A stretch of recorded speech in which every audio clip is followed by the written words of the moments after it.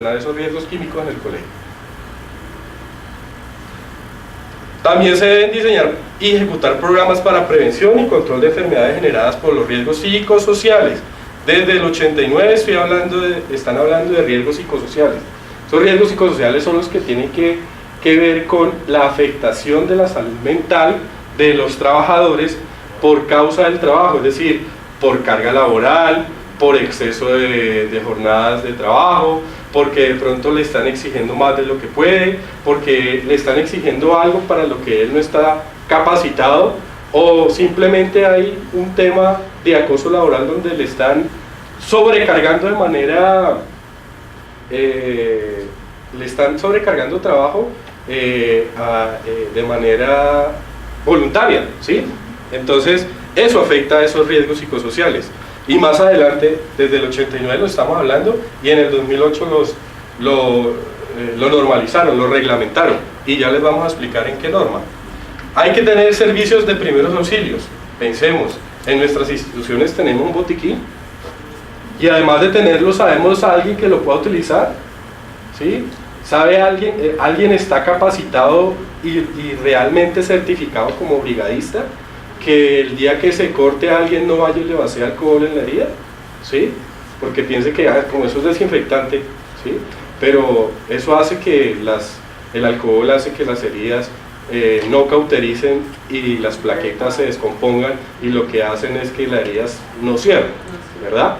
Entonces, primeros auxilios, no solamente tener el botiquín, sino tenerlo con los implementos que realmente se requieren, y que existan las personas capacitadas para desarrollar una atención primaria. Elaborar y mantener estadísticas de morbilidad y mortalidad. Morbilidad, enfermedad, y mortalidad cuando alguien fallece, ¿sí? Coordinar rehabilitación y reubicación de trabajadores, es decir, el día en que un trabajador se me lesione y cuando se reintegre a su jornada laboral ya no tenga la misma capacidad de desarrollar lo que estaba haciendo, porque resulta que el golpe lo sufrió en la espalda y él se dedicaba, por ejemplo, a guadañar, ¿sí? A cortar el césped con la guadaña, ya no puede utilizarla. ¿Qué van a hacer con ese señor? ¿Sí? Está normalizado, está normatizado desde 1989, y más adelante lo reglamentaron, pero ese señor ni se puede despedir, ni se pueden desmejorar sus condiciones. Entonces tenemos claro qué vamos a hacer con ese señor. Promover actividades de recreación y deporte, pues que eso es lo que se hace como gestión de bienestar. Vienen los programas de seguridad e higiene industrial. Seguridad, entendiéndose la seguridad física, la integridad de las personas al desarrollar su labor, e higiene industrial, no solamente la limpieza. Cuando a alguien le hablan de higiene, pues uno piensa que esté limpio, ¿verdad? Pero la higiene industrial son las adecuadas condiciones del puesto de trabajo de un trabajador, valga la redundancia. Entonces, ¿cuáles son esas adecuadas condiciones? Tenemos buena iluminación, tenemos un adecuado orden y limpieza, tenemos una adecuada temperatura, una adecuada niveles de ruido. Entonces, esa higiene industrial son las condiciones que debe tener un puesto de trabajo, o el ambiente del puesto de trabajo de la persona. Entonces todo esto se debe garantizar. ¿Cómo? Yo elaboro mi panorama de riesgos para identificar qué riesgos tiene cada actividad. Inspecciono periódicamente esas áreas de trabajo. Dentro de sus instituciones tenemos este plan de inspecciones que hablan desde 1989. Tenemos, sobre obras, instalaciones industriales, establecer modificaciones en los procesos como sustitución de materias primas, aislamientos, controlar en la fuente del origen. Esto hoy día son los que se llaman medidas de intervención. O yo lo puedo eliminar, yo puedo sustituir, le puedo hacer control de ingeniería, le puedo hacer controles administrativos, o le pongo elementos de protección a ese ambiente de trabajo o a esa persona. ¿Qué hago con ese riesgo? Están esas 5 opciones. O lo quito, pero yo no puedo quitar la guadaña porque como corto, ¿sí? O lo sustituyo, entonces ya no pongo la guadaña, sino lo pongo en un carrito a manejar el carrito, ¿sí? O le pongo controles administrativos que le indique la manera adecuada de manejar la guadaña. los controles de ingeniería, que pues me le va a poner una guarda a la guadaña para aislar esa cuchilla y todo lo que puede levantar la guadaña hacia el trabajador, o le pongo FPS, entonces lo pongo como Robocop para que no me le vaya a pasar nada, ¿sí? Entonces a eso se le llaman esas modificaciones en los procesos, y vienen desde 1989. Elaborar y mantener estadísticas de accidentes de trabajo, conceptuar sobre especificaciones técnicas, delimitar las áreas de trabajo donde estoy realizando actividades que pueden tornarse peligrosas, planes de emergencia. Tenemos en nuestras instituciones planes de emergencia donde se establezca por ejemplo, cuál es la alarma en caso de un evento, qué eventos pueden ocasionar una emergencia dentro de las instituciones, quiénes son los brigadistas. Esos brigadistas están capacitados en manejo de extintor, manejo de primeros auxilios y manejo de evacuación y transporte de heridos. Esos brigadistas están entrenados y cada año se reentrenan. Los equipamientos que yo tengo dentro de mi institución son los que van acorde a ese plan de emergencias, es decir, mis extintores, yo tengo quien los revise cada mes para que no se me vayan a vencer, los reviso cada mes para que no se vayan a despresurizar y no me dé cuenta el día que los necesite no sirva, ¿sí? O que le den la inspección a ese botiquín, que los elementos se me pueden vencer. Entonces, todo eso establece un plan de emergencia, ¿sí? Controlar la recolección y tratamiento de desechos. Entonces hay alguna partecita de saneamiento ambiental donde yo también, pues preveyendo que no se me vayan a enfermar los trabajadores por algún tipo de residuos y suciedades, pues también debo garantizar que esos desechos se dispongan de la manera adecuada. ¿Cuál es la normatividad vigente al momento? Entonces, lo que hablaba del mito, resulta que algunas personas, algunos empresarios y algunas instituciones piensan que solo hasta cuando ya implemente el sistema de gestión es que yo empiezo a darle cumplimiento, a darle dotación a los trabajadores, a hacer las inspecciones, a tener el botiquín, a tener los extintores, etcétera, etcétera. Y resulta que este es el marco legal, pues dentro de lo más relevante. La ley 979 con la resolución 2013, la ley 979, que es el Código Sanitario, y donde establecía allí que había una partecita para implementar el sistema, lo que era programa de salud ocupacional. La resolución 2013 del 86, allí me decía que debo tener un COPASO.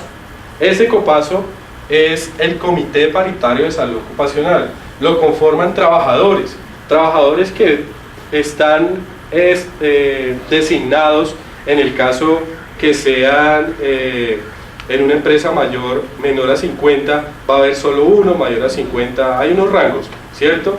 De 2, 3 y 4, ¿cierto?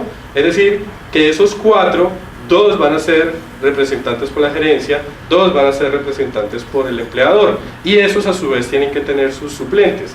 Entonces que los representantes del empleador deben de estar elegidos por la totalidad o por la mayoría de los trabajadores, y que esa elección se debe hacer pues por voto popular o por como lo quieran realizar, pero que se evidencie que ese COPAS, hoy día COPAS, ¿cierto? COPAS, Comité Paritario de Seguridad y Salud en el Trabajo, el cual cambió con el decreto 1443, pero que existe en 1986, porque desde entonces no ha cambiado y es la misma figura. Debe existir unas actas, es decir, desde que se creó la institución o la persona jurídica, debe existir un acta mensual por la reunión de ese comité, y en el evento en que exista una visita por parte del ministerio, o en el peor de los casos, que exista un accidente grave o fatal, el inspector lo que llega a mirar de primero, bueno, muéstrenme las actas y siénteme aquí a los del COPAS, ¿sí? Necesito hablar con ellos. Entonces, eso es esa es una de las primeras normas a las cuales el Ministerio de Trabajo le da competencia. Muéstrenme las últimas actas del COPAS. O sea, mes a mes ellos se debieron reunir para establecer determinadas actividades. Ellos tienen unos deberes. Esas personas se tienen que reunir para evidenciar o para darle seguimiento a lo que hace el empleador para cuidar las personas. ¿Cómo las cuida? Gestionando toda esa normatividad. Entonces ellos se reúnen, en un mes le dan seguimiento al riesgo psicosocial, en otro mes le dan seguimiento al riesgo biomecánico, qué se ha hecho de capacitaciones, si han existido accidentes, si hay alguien que se enfermó, todo eso se reúne mes a mes. Y esa es una de las principales normas que debemos tener hoy día, ¿sí? Independientemente del sistema de gestión. Seguido a eso, hubo una ley de 1993, que es la utilización de productos químicos. Luego existe, entre la 1530 del 96 y la resolución 1401 del 2007, se estableció de qué manera se investigan los accidentes de trabajo y las enfermedades laborales, que rápidamente les puedo establecer que ese 1401, que ya venía establecido en la 1016, decía que todo accidente se debe investigar. ¿Cuáles accidentes? Todo lo que suceda dentro de las instalaciones, que independientemente de lo que suceda, se debe dar unas pausas de cuáles fueron esas causas. No, bueno, es que la señora del aseo se nos cayó y se resbaló. ¿Por qué? Bueno, porque es que estaba mojado el piso. ¿Por qué? Porque no tuvo en cuenta las normas básicas de seguridad, que es el manejo de un piso mojado. ¿Y por qué? Porque no existía un procedimiento que le indicara esas pautas. ¿Y por qué? Porque es que no hay una persona que lo diseñe. ¿Y por qué? Porque es que aquí no tenemos sistema de gestión o programa de salud ocupacional. Entonces, siempre ir a la causa raíz. ¿Por qué? ¿Por qué? ¿Por qué? ¿Por qué? ¿Por qué? No, se nos cayó porque se resbaló. Eso no puede ir en una investigación, ¿sí? Entonces, hay técnicas. Y esta resolución 1401 establece que hay que identificar no solamente las causas inmediatas, que fue la caída por falta de tal vez un calzado adecuado, sino que establecer más allá por qué pasó ese accidente para que eso no se vuelva a repetir y se establezca una acción correctiva. Es decir, la acción correctiva en ese caso es que exista una persona responsable que gestione ese riesgo para que eso no vuelva a pasar, ¿cierto? Entonces, esa resolución 1401, además de establecer que hay que analizar las causas raíces, nos dice que tenemos que reportar los accidentes graves. Pero ¿cuáles son los accidentes graves? La misma resolución establece que los accidentes graves van a ser aquellos donde se fracturen huesos largos, donde hayan lesiones a la columna, donde hayan aplastamientos de mano, donde haya golpes cráneoencefálicos, donde haya lesiones en un ojo o en un oído. Ellos van a ser donde haya quemaduras de segundo y tercer grado. Esos van a ser lesiones graves, accidentes graves. Bueno, pues es que la señora de la cocina le chispeó una gotica de agua y se quemó un poquito en la mano, pero esa gotica de agua le causó una ampolla. La ampolla significa que tiene una quemadura de segundo grado y solo esa ampollita ya le está diciendo que es un accidente grave, ¿sí? Entonces eso se tiene que investigar, se tiene que reportar a la ARL y se tiene que entregar en un plazo de 15 días calendario la investigación del accidente, ¿sí? Entonces eso nos dice la 1401 desde el 2007. Nos habla que tenemos una ley que se llama la ley 10 de 2006, el acoso laboral. En ese entonces establecieron cuáles son las causales o cuáles son los comportamientos o conductas que nos dan lugar a un acoso laboral. ¿Y qué pasa con ese acoso laboral? Ese acoso laboral castiga y sanciona a la persona que esté acosando a alguna otra persona o a su compañero. Ese acoso laboral se puede dar o entre pares, compañeros, o el jefe a su compañero, a su subalterno y viceversa, ¿sí? Y para ello se establece más adelante que debe establecerse una gestión del riesgo psicosocial, donde allí tenemos que tener un comité de convivencia. Ese comité de convivencia es muy similar al COPASO, antiguo COPASO, y se debe reunir cada 3 meses, y ese debe tener actas, y debe tener también evidencias que se reúnen, y también lo van a pedir el día que haya un problema, y en el caso hipotético, por ejemplo, que un trabajador renuncie y empiece a llevar la queja ante el Ministerio de Trabajo, y le dicen, no, pero es que allá me decían esto y me decían lo otro, y yo de verdad estoy psicoseado, no puedo dormir porque sueño con mi jefe regañándome, y entonces van y lo hacen un dictamen, y es que resulta que el señor tiene trastorno esquizofrénico.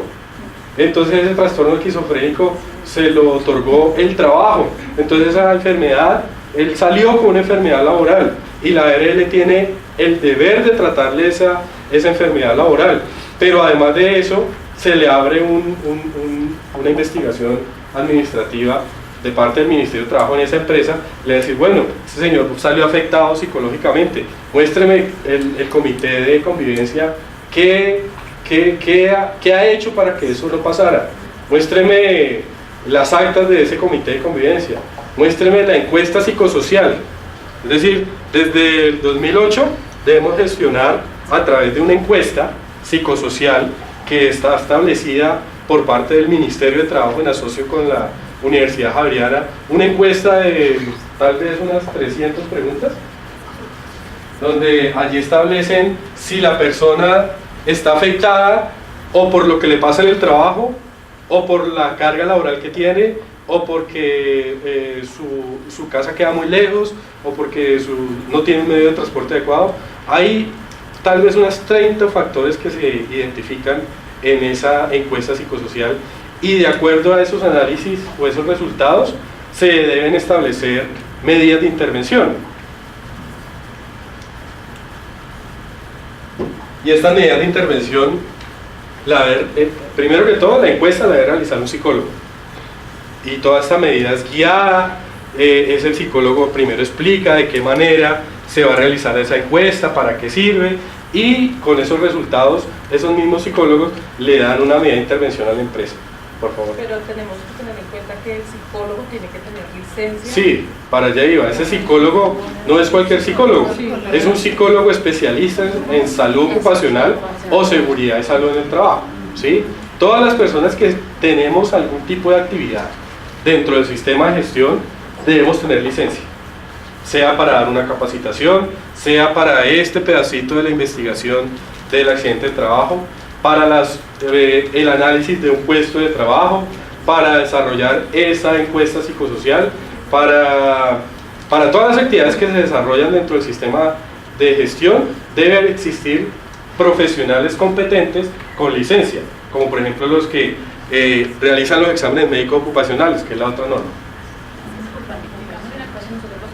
Normalmente uno tiene el psicólogo, ¿sí? El psicólogo del colegio. Esa persona que tiene su título como psicólogo puede tomar la atribución de darle la explicación, de dar el análisis a los compañeros de la encuesta, ¿o no? No, necesariamente tiene que ser especialista en salud ocupacional, o si no, la encuesta no es válida, el ejercicio que se haga no es válido, porque todo tiene que ir contrastado con un soporte. Esta actividad la hizo este profesional y esta es la licencia, esta actividad la hizo este profesional y esta es la licencia, y todo eso se debe guardar, ¿sí? Todos los profesionales que estamos incluidos en el sistema de gestión debemos tener licencia. Entonces, ¿hasta aquí alguna pregunta? Dime. Para las personas que manejan el programa de salud ocupacional o el sistema de gestión de salud en el trabajo, ¿cuánto es lo mínimo en capacitación para poder ejercer, ejemplo, la función de una investigación de un accidente laboral? Lo que sucede es que la resolución 1401 establece un equipo investigador para que se lleve a cabo esa investigación del accidente de trabajo. ¿Quién lo compone ese equipo? Debe estar un representante del COPAS, debe estar el jefe inmediato del trabajador accidentado, si existe el supervisor que estaba ya en el evento donde se desarrolló, ¿sí? La persona que estaba supervisando el área donde existió el accidente puede ser la misma persona. Debe existir, debe estar el responsable de salud ocupacional dentro de la empresa, pero si el accidente es hasta ahí, esos 4. Pero si el accidente es grave, debe haber un profesional con licencia, que es el que hace la investigación, ¿sí? El que debe garantizar que la investigación se realice y se establezcan las acciones correctivas necesarias para que ese accidente de trabajo grave o fatal no vuelva a pasar. O sea que el rango mínimo debería ser un técnico de salud ocupacional. ¿Podría ejercer la función? Esos rangos yo te los voy a explicar más adelante con la resolución 1111, que es la que ya nos establece quién puede hacer, pero en general todos tienen que tener licencia, desde un técnico.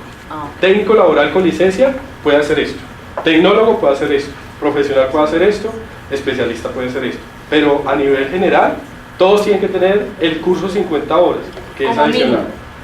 No, adicional. Debe ser adicional. Puede ser un magister, todo un PhD en seguridad y salud, pero también tiene que hacer el curso de 50 horas. ¿Sí? Lo que sucede es que con el decreto, recién salió el decreto, cuenta. Ese curso 50 horas que nosotros, las personas que están implementando, depende de la cantidad de empleados. Hay algunos que nos están exigiendo 80 horas por el número de empleados que tenemos. No, el curso como tal es estándar y es de 50 horas. No hay de 80, ni hay de menos, ni hay de más, es de 50. Y lo da el SENA gratuitamente. Pero, Pues yo me metí allá y es que hay otra norma que es la que establece ese punto específico, que es la 4927 de diciembre del año pasado. Estableció quiénes pueden dar esa capacitación. ¿Quiénes pueden brindar esa capacitación? Lo que sucede es que solo la daba el SENA inicialmente. No, ya. Era Ok, eso. inicialmente solo la podía dar el SENA, pero ya se reglamentó la teoría al respecto y ya pueden estar, ya están facultadas las ARLs, pueden estar facultadas universidades, cajas de compensación, instituciones educativas, pero están facultadas para que ellos monten esa capacitación y su contenido, y posteriormente el Ministerio de Trabajo dice, ¿pueden hacerlo o no pueden hacerlo? Ellos tienen que inscribirse ante el Ministerio de Trabajo para que los avalen, ¿sí?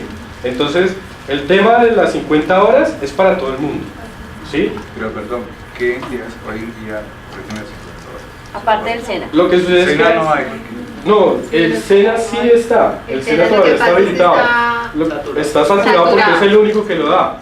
Lo que sucede es que cuando nació el tema de las 50 horas con el decreto 1072, digo, es que el decreto, las 50 horas, es para las personas que son responsables en cada empresa de seguridad y salud. Entonces salió la niña, la persona que maneja gestión humana, es decir, pues en una empresa pues puede ser una psicóloga, pero en una empresa pequeña puede ser la niña que es auxiliar contable, que desarrolla su nómina y que hace los pagos de seguridad social. Entonces dijo el gerente, Rosita, te nombro responsable de seguridad y salud porque lo dijo el decreto 1072. Haga el curso y Dios la bendiga. ¿Sí? Entonces ya se sentían que tenían ahí ya el responsable y que ya lo tenían todo y cumplían todo, ¿cierto?